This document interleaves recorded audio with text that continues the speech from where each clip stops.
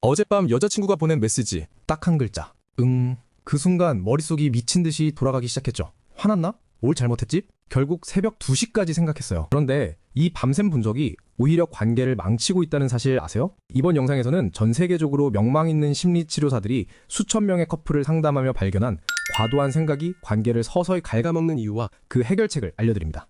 챕터 1. 회피 전략의 정체. 밤 11시 여자친구가 포옹을 거절했어요. 내가 뭘 잘못했지? 어제 내 말투 때문인가? 이 생각들 멈출 수가 없었죠. 근데 정말 무서운 건요, 이 과도한 생각이 가장 덜 아픈 곳을 선택해서 아파하는 회피 전략이었다는 거예요. 이건 마치 주사 맞을 때 바늘이 무서워 무의식적으로 손톱을 꽉 깨무는 것과 같죠. 손톱도 아프죠. 근데 주사 바늘보다는 나으니까요. 생각도 똑같아요. 진짜 두려운 감정, 버림받을까봐 무서워, 이걸 느끼기 싫어서요. 대신 머릿속으로 분석해요. 왜 저렇게 행동했을까? 뭘 잘못했나? 분석하는 거 당연히 아프죠. 근데 버림받는 고통보다는 참을만 하니까요. 그런데 여기서 반전이 있어요. 이 과도한 생각, 통제감을 얻으려는 시도이기도 해요.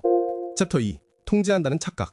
사랑은 원래 불확실한 게임이죠. 상대가 무슨 생각하는지 100% 알 수 없고 앞으로 어떻게 될지도 예측할 수 없죠. 그래서 우리는 불안해지면 대신 생각 속에서 통제하려고 해요. 여자친구가 평소엔 5분 안에 답장 잘하는 사람이에요. 근데 오늘은 1시간째 답장이 없어요. 처음엔 바쁘겠지 싶지만 슬슬 불안이 올라오죠. 왜 갑자기 답이 늦지?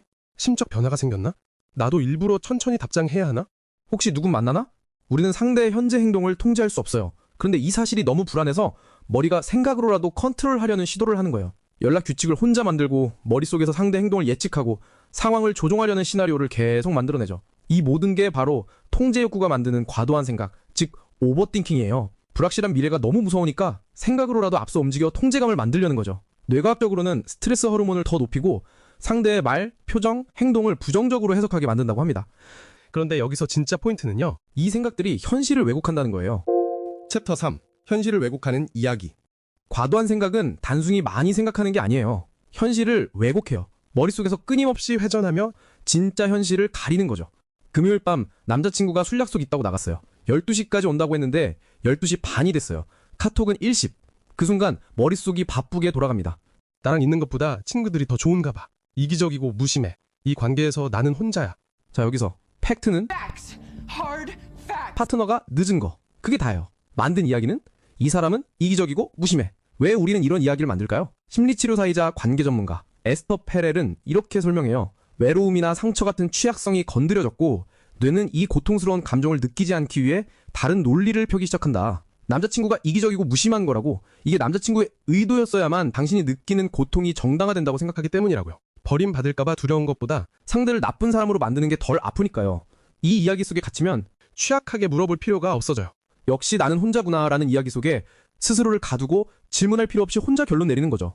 이런 일이 반복되면요, 두 사람은 더 이상 솔직하게 마음을 열지 않게 됩니다. 하지만 정말 위험한 건요, 관계 반추는 두 사람을 함께 나락으로 이끌 수 있다는 거예요.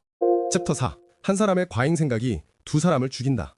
과잉 생각은 혼자 있을 때보다 관계 안에서 훨씬 파괴적입니다. 커플 테라피스트 알리샤 무뇨즈는 이렇게 말해요. 일반적인 반추는 외발 자전거다.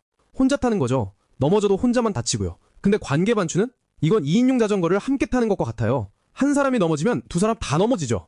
예를 들어볼까요? 퇴근하고 만난 여자친구. 표정이 안 좋아요. 남자친구가 다가가서 안아요. 힘들었어? 여자친구가 몸을 빼요. 자, 여기서부터 2인용 자전거가 달리기 시작합니다. 여자친구는 회사에서 상사한테 혼났어요. 하루 종일 자기 자신을 비판하는 과도한 생각에 시달렸죠. 내가 일을 못하나 봐. 나는 충분하지 않아.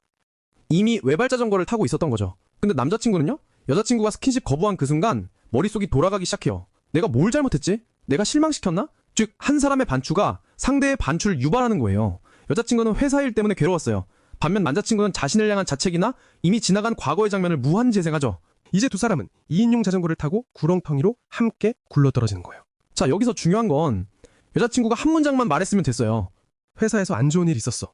너 때문 아니야. 잠시 혼자 있고 싶어. 이 한 문장이요, 남자친구 머릿속의 재앙 시나리오를 차단해요. 말하지 않으면요, 각자 머릿속에서 부정적인 안개 속에 갇히고 방어적이 돼요. 챕터 5. 5가지 생각의 덫. 자, 이제 적의 얼굴을 봐야 할 때예요.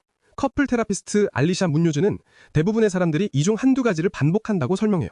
첫째는 비난. 다 내 잘못이야. 또는 저 사람 때문이야. 선택적으로 결함만 크게 부풀려요. 두 번째는 통제. 내 방식이 맞아. 저 사람만 바꾸면 돼. 사람은 진흙이 아니에요. 누르면 부서집니다. 세 번째는 의심. 내가 이 사람을 선택한 게 맞는 걸까? 좋은 증거가 충분해도 계속 의심하죠. 네 번째는 걱정. 날 사랑하는 걸 멈추면 어쩌지? 머릿속에서 재난 영화를 계속 재생하는 거예요. 다섯 번째는 자기 연민. 나는 이럴 자격 없어. 자신을 약하고 무력한 피해자인 것처럼 행동합니다. 파트너는 사랑이 아닌 의무감과 통제감을 느껴 부담스러워하죠. Sorry to be such a burden. 챕터 6. 과도한 생각 감옥 탈출법. 오버팅킹의 덫에서 벗어나려면 더 좋은 생각을 해야 한다고 믿어요. 근데 그게 아니에요. 핵심은 간단합니다. 생각을 멈추고 인정하고 느끼는 거예요. 알리샤 무뇨즈가 제안한 슬로우 방법이에요. S는 seeing, 보기입니다. 아, 내가 지금 생각의 덫에 빠졌네. 그냥 알아차리는 거예요. L은 레이블링, 이름 붙이기, 비난, 걱정 또는 의심. 이렇게 감정에 이름을 붙이면 그 생각이 행사하던 힘이 사라져요. O는 오프닝, 열기, 몸의 감각을 느껴요. 답답한가요? 떨리나요? 호기심을 가지고 관찰자 입장에서 보면 현재에 머물 수 있습니다. W는 웰커밍, 환영하기. 이건 감정을 받아들이는 거예요. 감정은 예고 없이 찾아온 손님 같아요. 문 안 열어주면 더 세게 노크해요. 하지만 맞아주면 볼일 보고 금세 떠나죠. 이걸 연습하면 쓸데없는 최악의 시나리오를 계속 돌리는 대신 내가 진짜 어디에서 힘든지 더 잘 볼 수 있고 스스로를 지키는 힘도 생겨요. 챕터 7. 서머리. 자, 정리해볼게요. 과도한 생각은 진짜 고통에서 회피하려는 전략이자 너무 불안해서 생각으로라도 통제하려는 시도다. 현실을 왜곡하고 한 사람의 반추는 두 사람을 끌어내린다. 이제 과도한 생각의 덫에서 벗어나 만나면 진짜 살아있음을 느끼는 관계로 소중한 사랑을 바꿔보세요. 이 영상이 도움이 됐다면 구독과 좋아요 꼭 눌러주세요. 오늘 나눈 이야기에 대한 여러분의 생각은 어떤가요? 경험도 공유해주세요.